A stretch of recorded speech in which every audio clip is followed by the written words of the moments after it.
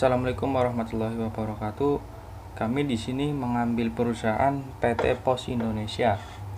Sebelumnya izin memperkenalkan diri, nama saya Fazila Akbar, NIM 2002-940, dan teman saya Muhammad Abdurrahman, NIM 2003-384. Untuk pertama-tama, topik analisa yang kami ambil adalah manajemen strategis perusahaan. Untuk mengawali dari awal perkenalan, kami izin memperkenalkan perusahaan kami, yaitu PT Pos Indonesia dengan profil Pos Indonesia merupakan badan usaha milik negara atau BUMN. Pos Indonesia bergerak di bidang layanan pos, giro, dan surat. Saat ini, Pos Indonesia merupakan perseroan terbatas dan sering disebut PT Pos Indonesia. Bentuk usaha PT Pos Indonesia tertuang dalam peraturan pemerintah, yaitu nomor 5 tahun 1995. Peraturan pemerintah tersebut berisi tentang pengalihan bentuk awal Pos Indonesia yang berupa perusahaan umum menjadi perusahaan persero. Berdiri pada tahun 1746, saham Pos Indonesia sepenuhnya dimiliki oleh pemerintah Indonesia. Saat ini Pos Indonesia tidak hanya melayani jasa pos, namun juga kurir, tetapi juga jasa keuangan, retail, dan properti yang didukung oleh titik jaringan sebanyak lebih dari 4.000 kantor pos dan 2.800 agen pos tersebar di seluruh wilayah Indonesia. Saya juga akan membacakan sejarah dari PT Pos Indonesia. Kantor pos pertama adalah dibangun pada 1976. Sejarah mencatat keberadaan Pos Indonesia begitu panjang. Kantor pos pertama didirikan di Batavia oleh Gubernur Jenderal G. W. Baron van Imhoff pada tanggal 26 Agustus 1746 dengan tujuan lebih menjamin keamanan surat-surat penduduk, terutama bagi mereka yang berdagang dari kantor-kantor luar Jawa dan bagi mereka yang datang dan pergi ke Belanda. Pada 1875, kantor pos berubah menjadi Posten Telegraph Dienst. Lalu pada 1877 berubah menjadi Union Postal Universal. Lalu pada tahun 1945 berubah menjadi Hari Bakti Postal. Lalu pada tahun 1965 berubah menjadi PN Pos dan Giro. Lalu pada 1978 berubah menjadi Perusahaan Umum Pos dan Giro.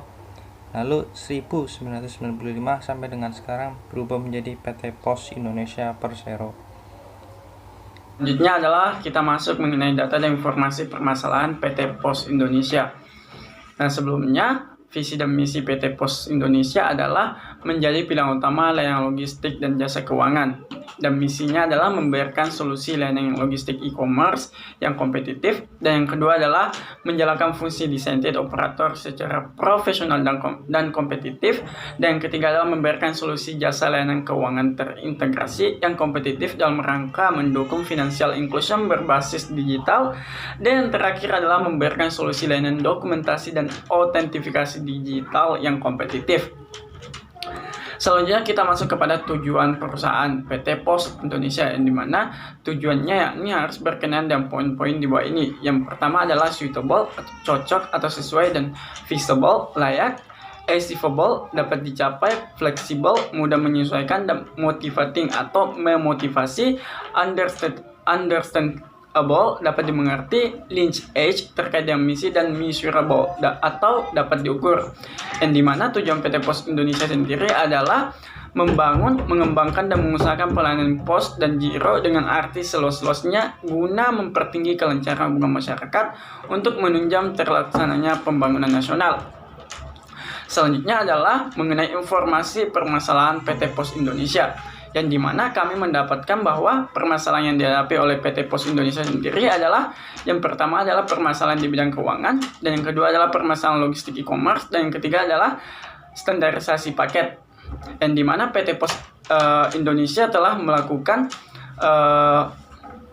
transformasi bisnis dalam rangka untuk menanggulangi permasalahan di bidang keuangan, dan dimana hal tersebut mengubah model bisnis tiga anak usahanya, yakni PT Pos Properti, PT Bakti Wasantara Net, dan yang terakhir adalah PT Pos Logistik. Hal ini dilakukan dalam rangka untuk mampu menopang perusahaan induknya, yakni PT Pos Indonesia itu sendiri. Dan yang kedua adalah di bidang logistik e-commerce. Permasalahan di bidang logistik e-commerce, PT Pos Indonesia telah melakukan membangun gudang mini stok atau stok point di seluruh provinsi yang ada di Indonesia. Yakni gudang-gudang tersebut akan disesuaikan dengan kebutuhan penduduk setempat supaya bisa melakukan pengiriman barangnya dengan biaya yang relatif murah. PT Pos Indonesia pun berkolaborasi dengan PT Telkom Indonesia untuk memenuhi kebutuhan teknologi dalam pencatatan arus barang di stop point tersebut. Nah, selanjutnya ada di bidang standarisasi paket. Permasalahan hal tersebut, PT Pos Indonesia melakukan strategi efisiensi ketika loading dan penumpukan barang di kontainer.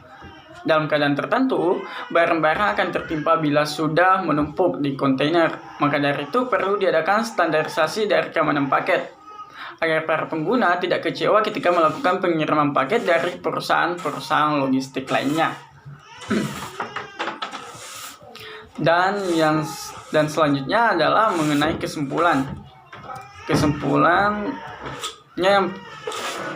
yaitu Pos Indonesia merupakan sebuah badan usaha milik negara yang saat ini berbentuk perseroan Pos Indonesia, dan dimana berdiri pada tahun 1746 dan memiliki permasalahan di bidang keuangan, permasalahan logistik e-commerce, dan standarisasi paket. Dan PT Pos Indonesia itu sendiri telah melakukan atau telah mengatasi hal tersebut di bidang keuangan, di bidang e-commerce, dan di bidang standarisasi paket. Di mana di bidang keuangan tadi telah melakukan transformasi bisnis dan mengubah model bisnis di dana perusahaannya. Dan yang kedua adalah membangun gudang mini atau stock point di seluruh provinsi di Indonesia demi memenuhi kebutuhan penduduk dengan biaya relatif murah. Dan yang ketiga adalah melakukan strategi efisiensi ketika loading dan penumpukan barang-barang di kontainer. Terima kasih.